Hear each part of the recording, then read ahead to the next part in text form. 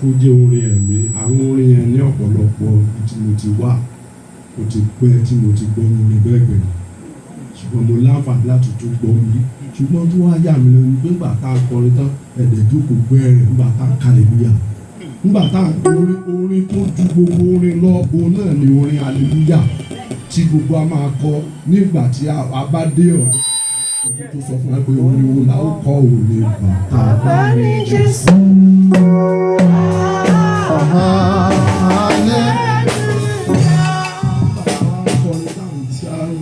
Ẹ̀jẹ̀ ìjó pàpà náà mo láǹfààní láti sọ pé bóyá tó pé we are meditating and we are more in spirit with the songs. That is why we don't dance to it, so that we cannot just dance it off, but must have a meaning in our life. Hallelujah. Hallelujah. Bóyá ìrìn àfijù ṣùgbọ́n bàtà lè ṣe ẹ náà tàbí agbórin hallelujah la ó kọ́ nínú Olúwa yóò tẹ̀ ká ní Jésù Olúwa wa ẹ ká jókòó ẹ ká jókòó ẹ ká jókòó wẹ ẹ má bínú nínú nígbà tí mo wà ní pamari nígbà mo bímọ mi ò kì í jẹ́ káwọn ọmọ mi sùn ìlú ilé mo tẹ̀ jẹ́ pé nígbà tí mo jẹ́ mo ti gba Olúwa káwọn ọmọ yẹn tó dàgbà níbi tí wọ́n lọ sí sùn mo lè láǹfààní ìpínlẹ̀ ọ̀fẹ́ Ọlọ́run àwọn ọmọ náà sùn ìlú ni wọ́n lọ kì í ṣe public school mo tẹ̀ jẹ́ pé ọwọ́ agbára la fi fà lọ la ṣe Olúwa ṣùgbọ́n àwọn ọmọ yẹn lọ sí public primary secondary school public one. Hallelujah. Hallelujah. So tí wọ́n bá ti lọ nílé wọ́n lọ sọ̀rọ̀ ìbò wọn náà wọ́n lọ kó ìbò wọn náà tíṣà náà lè wọ́n wọ́n lọ kó ìbò náà nígbà bá ti délé kò bá mi sọ̀rọ̀ wá. Hallelujah. Hallelujah. Àti ó ti sọ tí ó ń wò mí ti pẹ́ pé mi náà ń bọ̀ wá láti wá sọ̀rọ̀ ṣùgbọ́n ó máa pè mí kí n lè sọ ní Yorùbá fún mi ju kí n sọ̀rọ̀ ìbò lọ. Hallelujah. Hallelujah. Àti bẹ̀rẹ̀ ṣe máa translate. Àwọn kan wà tí ò bí, àwọn kan lè wà tí ò bí, bóyá ẹ máa translate. Are there people that cannot speak Yoruba or understand Yoruba? Do we have such people here this morning? Who does not speak Yoruba or understand Yoruba at all? Ẹ bá mi translate yẹn máa dà. Ó kàn jẹ́ pé bàbá máa ń lo 30 minutes or 15 minutes. A ti mọ̀ pé ètò bá fi túmọ̀ yẹn, a lè lọ sí orí 30 minutes gẹ́gẹ́ Olúwa yóò wà pẹ̀lú wa. A kì í dé àbà ká má kí bàbá. We cannot get to the hut without saying hello to the Mo fi owner àsìkò of the yìí kí hut. bàbá We want to say hi to our daddy. bàbá Johnson. Daddy, how are you, sir? Wọ́n mọ̀ yín dáadáa ní United States of America. You're widely known Wọ́n in ti this mọ̀ country, yín sir. Ọlọ́run ọ̀run yóò mọ̀ yín bẹ́ẹ̀. Heavens will also recognize you, sir. Mo kí àwọn bàbá ẹlẹ́gbọ̀tún ẹlẹ́gbọ̀sí wọn. We want to thank the pastorate also. Mo lè kí àwọn màmá wa. Also our mommies. Nítorí pé tí ò bá sí wọn kò sí kankan. For if not for our mommies, there wouldn't have been anything. Nítorí pé ẹni tá a pè wá pé kó wá gba ayé là gan màmá ló bí. Even the Lord Jesus Christ, who has come to redeem the world, was born of a woman. Hallelujah. Hallelujah. Bí Jésù bá wá tara obìnrin jáde, If Jesus ṣe pàtàkì. was born of a woman, that goes to show that women or our mothers are very important. Nítorí náà mo ṣe kí That's why we're saying hello to our mo ṣe moms. Olúwa ṣàbàrà. Well, thank you very much, ma. God Mo will renew your appreciate strength. àwọn akọrin gan. Our choirs, Àwọn orin etí ni mo ti gbọ́ gbẹ̀yìn ní àwọn tẹ́jú oṣù. we want to thank you. Ni mo ti gbọ́ nígbà tí iṣẹ́ dẹ̀ ti ń gbé wa káàkiri Kano, Katsina, káàkiri Abuja, mi rò pé mo jẹ́ tó gbọ́ pẹ́. That song ministration that was ministered this morning, I used to hear it at Joshua, and everywhere that I used to go, Kano, Kaduna, I used to hear such songs. I appreciate you, the choir. Ìjẹ̀bú gan tó jẹ́ àwọn bàbá wa tó jẹ́ àwọn bàbá wa gan ni ó di ìṣẹ̀lẹ̀ mú tó jẹ́ Ìjẹ̀bú gan pé bóyá mi lọ sí ṣọ́ọ̀ṣì bẹ̀rẹ̀ ṣùgbọ́n ibẹ̀ àjọ máa ń fa tìra wa káàkiri ká lè kọ́ rẹ̀. Even at Ijebu, where we used to have our daddies-in-law who are so fervent in the faith, we move about with the challenge of the Holy Spirit. Ìwà yóò gbọ́ àdúrà wa. God will answer our prayer. Mo kí àwọn bàbá lọ́kùnrin lóbìnrin Also our daddies, our mommies. kí ìpàdé tòní. You are welcome to this service. Ẹ bá mi sọ fẹ́ni kejì pé èèyàn pàtàkì ni. Tell your partner you are important. You are important. Nítorí tí a jẹ́ èèyàn pàtàkì lọ́lọ́run fi kà wá yẹ láti wá sí. Because you are specially made. That is why you are being counted worthy to be here this morning. Tí a bá wá pé èèyàn ní èèyàn pàtàkì máa àwọn èèyàn pàtàkì máa ń tẹ̀lé nǹkan tó bá pàtàkì rẹ̀. And if you are a peculiar person, you are what you are created to be a peculiar person wherever you are. Àwọn èèyàn tó bá jẹ́ pàtàkì lọ́lọ́run pàápàá máa ń pè jáde. Those who are peculiar are those people that God call it. Hallelujah. Hallelujah.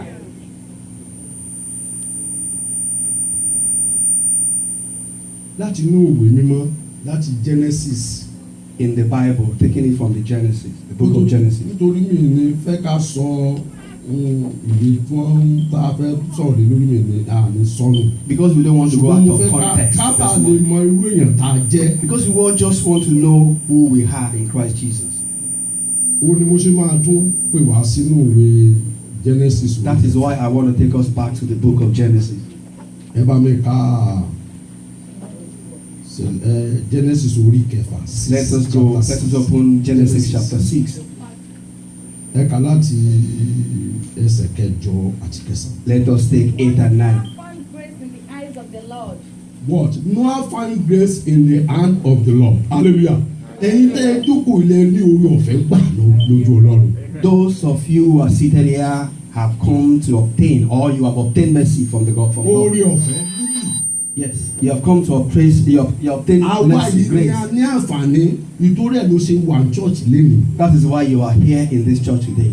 Hallelujah. Hallelujah. Àwọn kan wọ́n ṣe sóòrù lánàá níbi iṣẹ́ wọn. Some people worked overnight yesterday night. Wọ́n dé láago méjì aago mẹ́ta. They came back 3 a.m. this morning, Ó yé mi lẹ́nu and I was surprised pé wọ́n ṣe bẹ́ẹ̀ o. that they are working such work. Níbi iṣẹ́ wọn wọ́n láǹfààní láti lọ.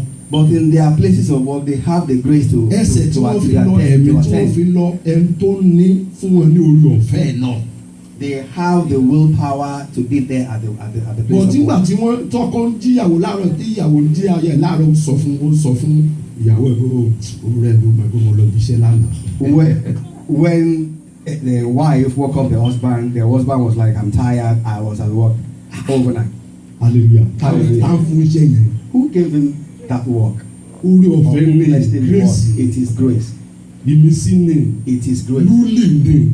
It is Ètí a grace. fún ẹni tó kàwé ọdún primary 6 tí ò láǹfààní àti jókòó fún èyí tí ń ṣe primary 6 exam láyé ìgbà yẹn bóyá ọ̀tọ̀ ni tí wọ́n pè gbà tí wọ́n ṣùgbọ́n gbà tí wọ́n pè ní G2 ni àwa nígbà tí wa primary 6 living certificate hallelujah Hallelujah. wọn láǹfààní àti ṣe ṣùgbọ́n nígbà tí Ọlọ́run pe ẹni tí tí ò lọ sí yunifásitì tí ò lọ bí kankan rẹ̀ àwọn pòfẹ́sọ̀ tí mo lè dárúkọ bíi 10 hallelujah wọ́n wá ń ṣe pàpà ògùnfòlù àlùkẹ́. What you have obtained, or what the Lord has blessed you with academically, or what the level the Lord has placed you, it is not by your power.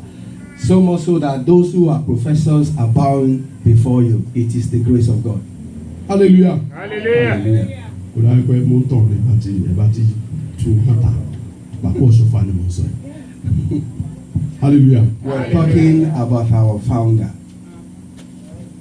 àwọn general manager níbi iṣẹ́ àwọn chairman níbi iṣẹ́ wọn máa ṣe pàpà nítorí bàbá rúrọ̀ fẹ́ gbà ó wá fún àwa lórí ọ̀fẹ́ bàbá wa lọ tán lórí ọ̀fẹ́ sì wá di táwa náà wá ń jẹ ògo ní fọlùwà lókè ọ̀run. so ìyẹn jẹ́ nǹkan pàtàkì tó fi jẹ́ èèyàn pàtàkì tó fi gbogbo oorun ilé àsìkò sílẹ̀ tó fi láǹfààní láti wá síwájú olúwa ògo ní fọlùwà lókè ọ̀run. You are a peculiar person. Our daddy in the Lord, our father, the founder of this church, this great church, SBG or Shofa, was being addressed as Papa, even by the most educated. But it is the grace of God, and that is why you are a peculiar person.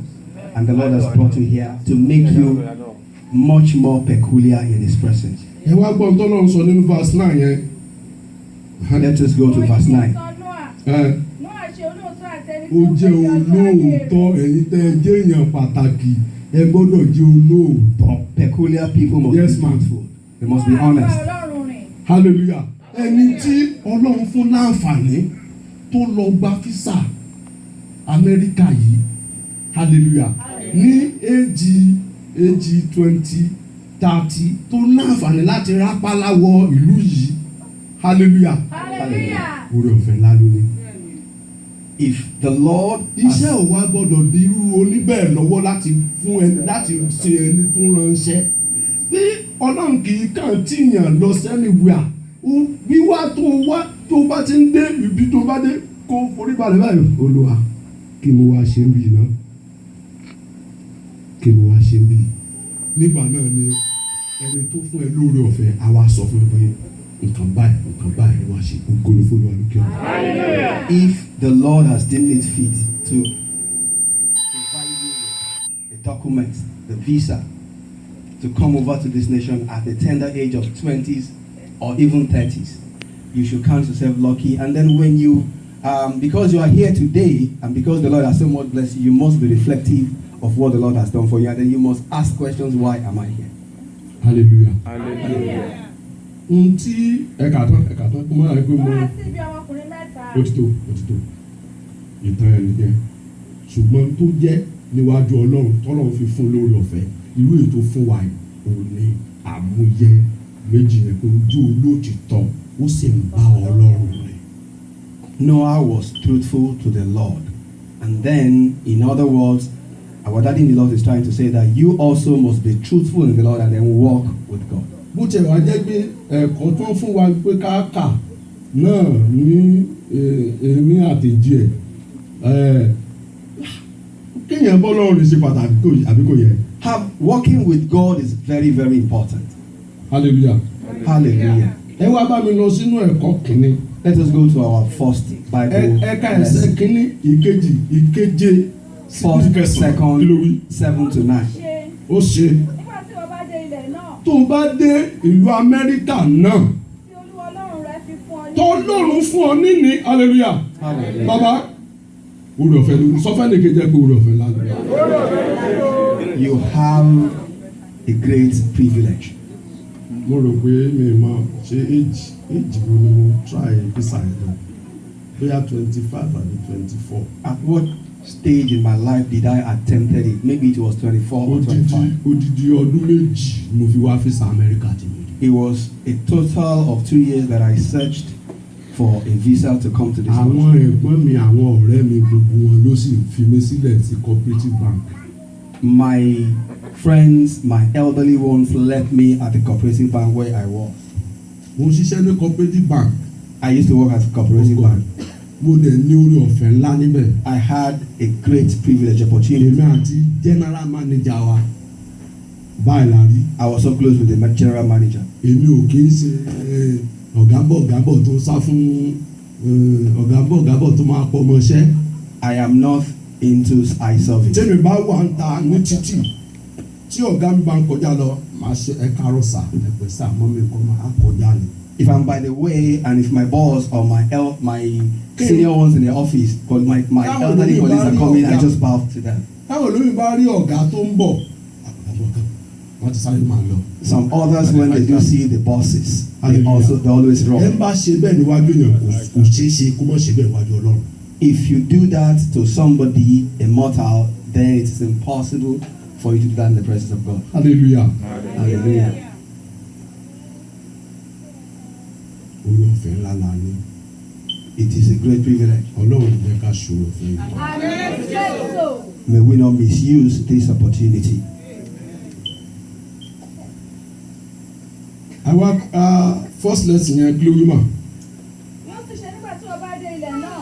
Tó bá dé ilẹ̀ náà, Tí Olúwa Ọlọ́run rẹ fi fún ọ ní ìní. tó Olúwa fún ẹ ní ìní, Tí ìwọ sì gbà á. tó o bá gbà, Tí ìwọ sì jókòó nínú rẹ̀. tó jókòó nínú rẹ̀, Kí ìwọ kí ó mú nínú àkọ́so gbogbo èso ilẹ̀ rẹ. gbogbo ohun tó o ní ni kó o mú wá sí iwájú Ọlọ́run, Ìwọ ó mú ti inú ilé rẹ including your wá. life. Hallelujah. Títí kan ayé ẹ̀, èyí tó fi jẹ́ pé nígbà tí o bá dé láti ibi iṣẹ́ ní aago 3, wà á mọ̀ pé ní aago 10 o gbọ́dọ̀ wá síwájú ẹni tí ó fún ẹ láǹfààní. You must láti give your ibi iṣẹ́, all to láti- God. láti jẹ́ alààyè. Even if you come home 3 a.m. in the morning, you must do everything possible to be in the presence of God at exactly 10 a.m. in the morning. Tí wọ́n bá ní kó o gba iṣẹ́, bẹ̀rẹ̀ iṣẹ́ láago 7 tó o débi iṣẹ́ láago 7 tó o débẹ̀ ní aago 7:30. Wọ́n rántí nígbà yẹn ní bank tá a bá dé wọ́n ti sọ 7:45 wọ́n á fàlà sí wa, wọ́n á fàlà sí àwa tá a bá dé bàbá ti dé lókàlùkù àmà sáìn àti lókàlùkù àmà sáìn wọ́n á fàlà sí ní 7:45. I remember at the cooperative bank where I used to work at 7:45, they always demarcate between those who are early and those who are latecomers. Hallelujah. At Tí 7:45. a bá wá tí Ọlọ́run bá wá gbéṣẹ́ lé wa lọ́wọ́ ń bí a ní àǹfààní àti iṣẹ́ láàárọ̀ Olúwa fún wa láǹfààní àlọ́ yẹn gbàgbà níbi ọ̀sán o tún sáré lọ bìkan gbàgbà nítorí tó ń wá owó kò burú bẹ́ẹ̀ náà tó tún wá dalẹ́ tó tún lọ ṣèṣòru tó wá ní kò ó ní kí afárahàn níwájú òun Ọlọ́run ọ̀gá òkú ní agogo 10 àárọ̀ ọjọ́ ológo, aago 6 ìrọ̀lẹ́ ọjọ́ Friday, aago 6 ìrọ̀lẹ́ ọjọ́ Wednesday. Tá a bá wá láǹfààní tá a ní course láti argue wá iṣẹ́ ni wọ́n á ṣe ń wí Ọlọ́run jẹ́ ká ṣiṣẹ́. When you jump around looking for your daily activities and you are very prompt, you are dead on time. And there was never any hiccup as regards those times, if you did not fail those times. And when you are being called upon at service days and you are bringing up excuses, then there's a problem. Tí àkàndùn tó bá mú wa ní ọwọ́ If you have whitlow in your tongue, gbogbo ara ló máa mọ̀. it affects every part of your body. Àní fẹ́ lè lọ bì kan You won't be able to do tó anything. bá jẹ́ pé ó rí lè mú wa. If it is really hitting you, Sọ́dọ̀ ń bá fún wa láǹfààní tá a gbé apá, if God gives you the tó gift to fún wa raise up láǹfààní your tá a hand, gbé ẹsẹ̀, even your legs, tó fún wa láǹfààní láti fò, when you can jump up, láti bẹ̀rẹ̀, when you can crawl, when you can sit down, ọ̀rọ̀ ọ̀fẹ́. it is grace. Sọ fẹ́ lè fi jẹ́ pé má ṣòro ọ̀fẹ́ lò. Do not misuse the grace of God. Kí ìwọ tí ó fi sínú agbọ̀n. Kó o fi sínú agbọ̀n. Kí ìwọ tí ó sì lọ sí ibi tí Olúwa Ọlọ́run rẹ yóò yàn láti fi orúkọ rẹ sí. Kí ìwọ tí ó sì tọ̀ àlùfáà náà lọ tí yóò wà ní ọjọ́ wọn nì. Kí o sì wí fún un pé èmi jẹ́wọ́ lé òní fún Olúwa Ọlọ́run rẹ. Ẹni tí ó bá lè fi gbogbo pé àwọn ọlọ́gbọ́sẹ́ mo ti gbẹ̀ òun ló máa láǹfààní láti yin Ọlọ́run. If you have the capacity to go to work at every point in time, you must be able to give glory to God. Hallelujah. Hallelujah. Hallelujah. Hallelujah. Hallelujah. Hallelujah. Ẹni tí Ọlọ́run fún lórí ọ̀fẹ́ tó fún ní agbára tó fún ní ìmísí tó fún níṣẹ́. If you have good health, ó fún ní gbogbo nǹkan. Bàbá. good health, Ó fún ní gbogbo nǹkan. good health, job, God has given you everything. Ṣùgbọ́n kò fún Ọlọ́run wákàtí kan. But you fail to give God 1 minute, 1 hour. Kò láǹfààní láti yin Ọlọ́run lógo. You do not have the grace to give God Tí glory. nǹkan kan kékeré bá tún kù bẹ́ẹ̀ á tún máa kọ̀m̀pléènì ló wá rí báyìí. If something is amiss, lè ṣẹlẹ̀ báyìí. if something is amiss, then you keep complaining. Olúwa kò dúró tì wá. God will stay with us. Ó wá sọ òun ní tó o bá dé ilẹ̀ yẹn ó ti ń fún wọn ní instruction tí wọ́n máa ṣe ó ti ń wàásù ìwé yẹn ti ń wàásù fún wa already iṣẹ́ mi ni mo ṣẹ̀ṣẹ̀ ń wàásù yẹn n tó kàn máa ṣẹlẹ̀ lèmi kàn try láti sọ fún wa ní pé n tó ní ti wà ní wàásù yẹn káwa náà mú gẹ́gẹ́ bí ẹni tá a fún ní ààyè. That Deuteronomy has given you instructions. given out by God. I am only just giving it publicity. 7 oya 7. Àwa sì ké pe Olúwa, ẹ Ọlọ́run àwọn bàbá wa. ẹ Olúwa sì gbọ́ ohùn wa. gbogbo hallelujah bá a wúra wa láti kékeré sí ọlọ́run ò gbóhùn wa ni hallelujah. When you take a look at your teenage days, has God not been good to you? mo lọ sí American Embassy lẹ́ẹ̀mẹrin pẹ̀lú passport oríṣi mẹ́rin. I went to the American Embassy 4 times with 4 different passports ní ìgbà tí mo kúrò ní báńkì mi. when I left the bank. Nítorí wà náà ni pé náà wà báwo ni eléyìí lọ sí Cyprus, eléyìí lọ sí Germany, eléyìí lọ sí London. Ẹ̀gbọ́n mẹ́ta tí mo ní níwájú, èlò ẹ̀tọ́ lọ Russia, àwọn méjì wá sí America. Kí lèmi wá ń jókòó ṣe? What happened was based on the fact that the people who surrounded me had traveled out, and then I thought, what am I doing here? Hallelujah. Hallelujah. Hallelujah. Wọ́n gbà mo jáde báńkì yẹn tán, wọ́n fún mi ní certificate of appreciation. Wọ́n tún wá fún mi ní owó torí bàbá tí ń gbowó oṣù. Wọ́n máa wá sí ìdúró kan, owó tó ń ṣètò wọn fún mi, gbogbo ẹ̀ ni mo ná. When I left the bank, all my gratuities was given to me, but I squandered it. Hallelujah. Hallelujah. Mi lọ́kàn, bàbá mi sọ̀bíọ̀ ni mi dẹ̀ fojú bá. Wọ́n á ti lọ́kàn pé èmi náà fẹ́ di sọ̀bíọ̀. My father was a surveyor, but I didn't grow up to know my father, but I determined in my heart that I'm going to be a surveyor. Ìkan nínú ọmọ ọ̀dọ̀ bàbá yẹn ni mo wá tí bá ti kó báńkì lọ́lẹ̀ máa lọ síbẹ̀ síbi tí wọ́n ti ń ṣiṣẹ́ iṣẹ́ surveying. One of his apprentices, where he used to do his survey work, when I leave my office, I always go to my father's office. ẹni tí bàbá mi kọ́ níṣẹ́ ni mo wọ èmi náà wà lọ sọ́dọ̀ ẹ̀. Oh, okay. Our father-in-law said he used to go to the surveyor that his father trained. Okay. Wọ́n recommend me survey school lọ́yọ̀. I was recommended to attend a surveyor school in Ọ̀yọ́. Ní school yẹn nítorí èyí tí mo ti kọ́ ní ìgbà tí mo ṣe báńkì yẹn tí n bá gbaṣẹ́ àwọn apprentice tàjọ wà níbẹ̀ máa gbé fún ẹgbẹ́ kan ṣiṣẹ́ wa. But because of the experience I have garnered, when I was being given a contract, I used to give it to my colleagues. Hallelujah. Hallelujah. Ìyẹn ni mo fi sponsor ara mi lọ sí survey school. That was what I used Ìgbà mo jáde to sponsor myself in school. gómìnà kan pé church wa gẹ́gẹ́ bí wòlíì church wòlíì tó ń sọ pé wòlíì òṣìṣẹ́ wòlíì òṣìṣẹ́ àwọn ọmọ àfitúrà fún wa máa ṣe a máa gbàdúrà fún wọn ní kò rẹ̀ fẹ́ wọn recommend ní Federal Ministry of Works survey division mo wà bẹ́ẹ̀ mi resign kú bẹ́ẹ̀. I did not resign from the school of survey, nítorí pé Ọlọ́run fẹ́ kí n bá ṣe. but because the Lord wanted me to do His work. Hallelujah. Hallelujah. ṣùgbọ́n mo fẹ́ sọ fún mo sọ lẹ́ẹ̀kan pé àwọn ọmọ mi ò lọ sí public school. But I want to tell nígbà you mo kú níbẹ̀ yẹn tí mi resign yẹn Ọlọ́run wa bẹ̀rẹ̀ sí ní ojútùú mi. that my children did not go to public school. So when I resigned, God took over my responsibility. àwọn ọmọ yẹn wọ́n ṣàǹṣe dáadáa. The children were doing well. òkú fún wọn lójú. Hallelujah. wọ́n wá ní ṣé mo ṣe tán báyìí láti gbàṣẹ́ mi. So God now says, are you ready to do my work? lè ṣe fẹ́ ara wa. We cannot do our Oh will. my God. ẹni tó sọ fún àwọn Ísírẹ́lì sọ fún wọn wípé tẹ́ ẹ bá ti dé ilẹ̀ yẹn ẹ sọ pé sọ lọ́run nígbà tó dé verse 7 nígbà tó dé verse 7 kí ló wí màmí. Ó ní àwa sì ké pe Olúwa. àwa ké pe Olúwa Ọlọ́run bàbá wa. Ọlọ́run bàbá wa Ó ó gbóhùn wa sì wo ìpọ́njú ó wò pọ́njú wa yóò wò pọ́njú yín. Oh my God. ìpọ́njú wo ló ń bá ẹ. What are you experiencing as troubles Hallelujah. or problems?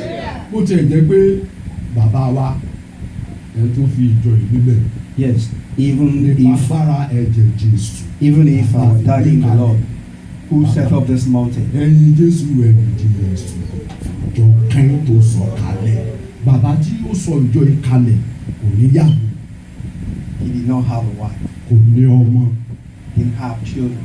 kò ní mọ́tò, He didn't have a car. bàbá kò ní kẹ́tẹ́kẹ́tẹ́, kẹ́tẹ́kẹ́tẹ́ ni wọ́n lò wọ́n yá It's not camel. nígbà tó nídìí ẹ̀. Yeah, when you needed it. hallelujah. Hallelujah. ṣùgbọ́n ọ̀pọ̀lọpọ̀ wa ń bì ní mọ́tò méjì mẹ́ta ní But nàìjíríà some of us have ànílé blessed. àníyàwó àbímọ hallelujah. Confess of life.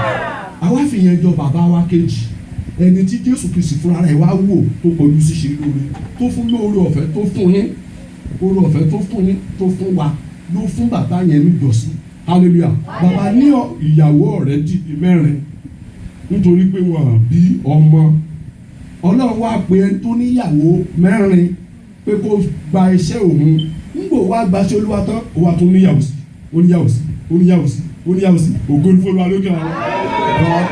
God táwa also, fẹ́ bílẹ̀mù ọ̀ṣọ́fà ló ṣe níyàwó púpọ̀. God also blessed our father in the Lord.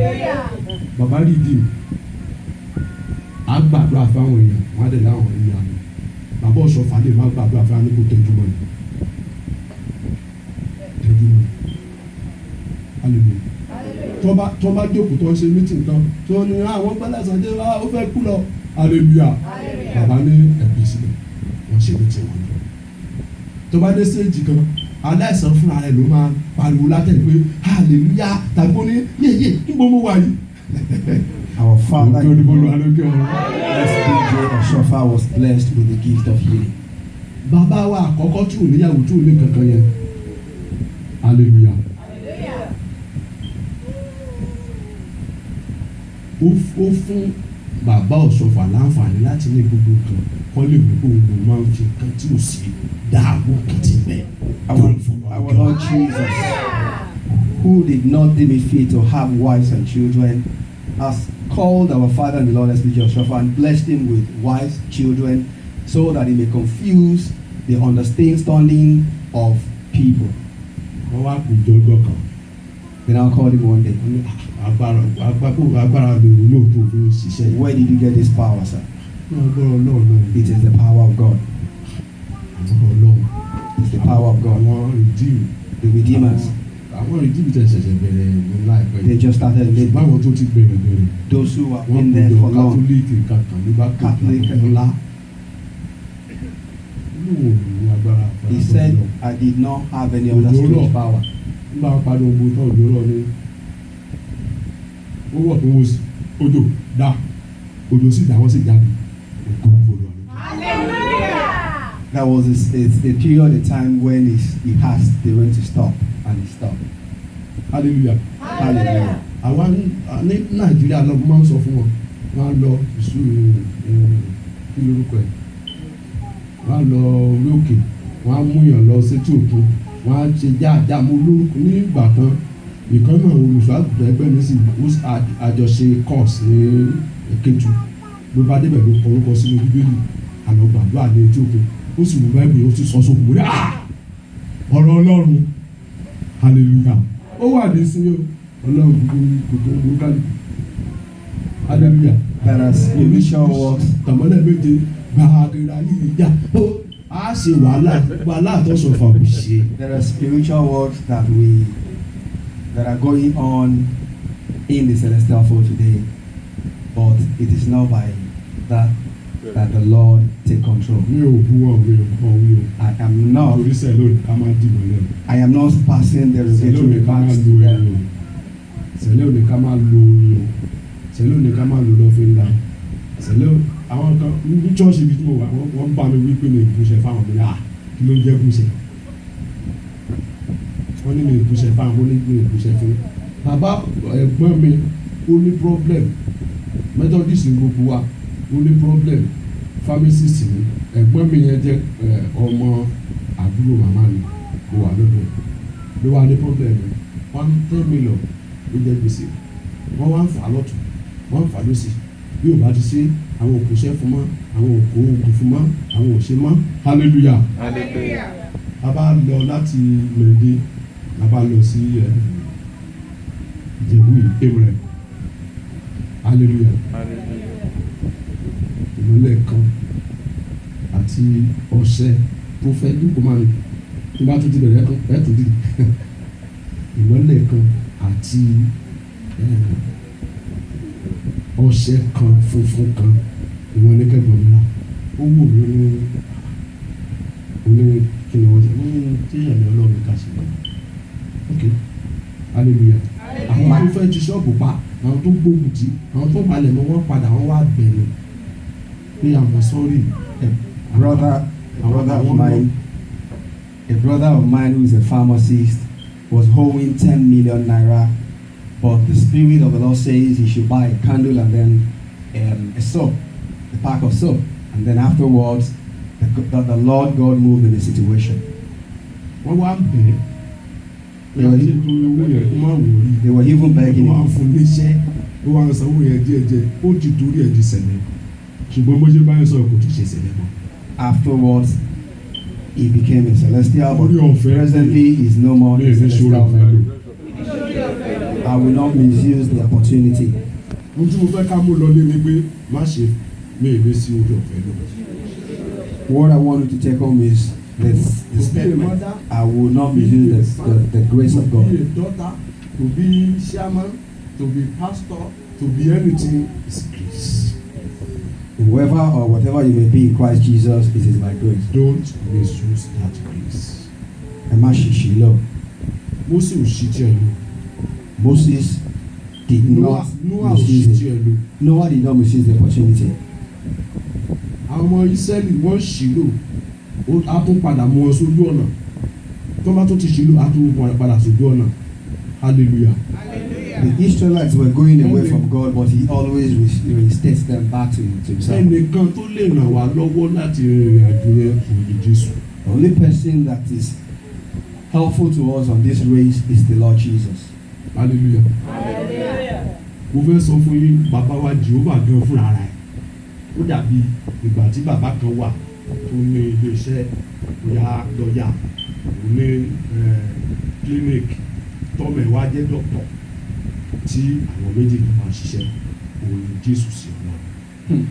Our Father Jehovah is like a physician or a pharmacist, and then he has a lawyer who works with him, and the lawyer in this position is the Lord Jesus. Hallelujah. Bọ́ yóò bá mi a lawyer is a lawyer that got a child to be a lawyer. Hallelujah. Hallelujah. In their chamber. Hallelujah. Giving the citizens the opportunity to be doing the work together. Yes. That's it. Okay. Èyí tí wọ́n sọ ni wípé ẹni tó ń ṣiṣẹ́ agbẹjọ́rò tó wá ní ọmọ tó wá fún ní orí ọ̀fẹ́ láti wá máa bá ṣiṣẹ́ ní ibi tí a pè ní chamber